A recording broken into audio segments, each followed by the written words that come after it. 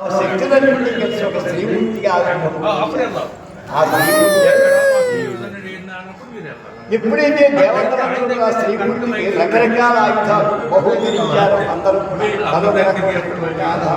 ఆయుధాలు ఆమెకి చాముండేశ్వరి దేవి అయింది. ఆమె ఆ దేవి మహిమ పట్టణంపై దండెత్తి విడిగా అసలు భాష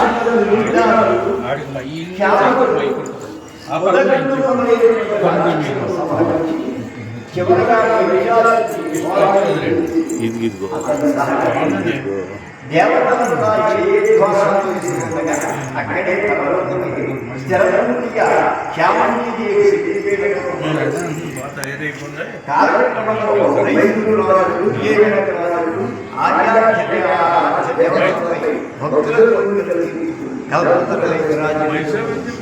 అటువంటి దేవి మనకి సమస్తమైనటువంటి మార్గంలో ఇక 5వది జోగులాంబ దేవి. జోగులాంబ మహాదేవి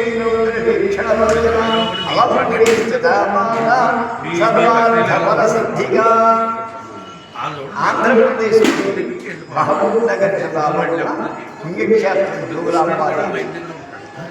అలంపురాన్ని పూర్వం హలంతో హేలాపురం అనేటువంటి విధంగా పిలిచేవారు. కాశీనగరానికి వరుణ అసి అనేటువంటి నదులు అటు ఇటు కూడా ఉందంటే అలంపురానికి అటు ఇటు కూడా వేదావతి నాగావళి నదులు కూడా ప్రయాణిస్తూ ఉన్నాయి. అందుచేత ఈ నగరాన్ని దక్షిణ కాశీ కూడా పిలుస్తారు. అమ్మవారి దేవాలయాన్ని ఈ మధ్యనే పునరుద్ధరించారు. విశాలమైనటువంటి దేవాలయం చుట్టూ కాళించారు. అయ్యవారి దేవాలయం అంతా కూడా పురాతన కట్టడంలో పూర్వకాలం వారణాసిలో శివభక్తుడైనటువంటి ఒక శివుడు ఉండేవాడు. అతని కుమార్తె కూడా శివభక్తురాలు.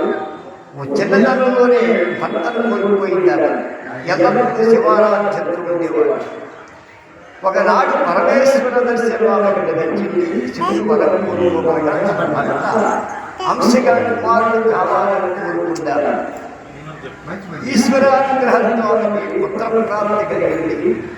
కానీ లోకులు ఆమె శీలాన్ని శీలిస్తూ అనేక విధాల చూడరాడారు.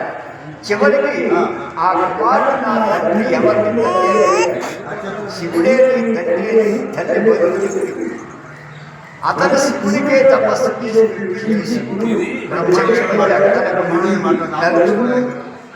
ఆడేటువంటి దుర్భాషల గురించి చెప్పాడు శివుడు. నాయన నీకు దైవ కార్యాన్ని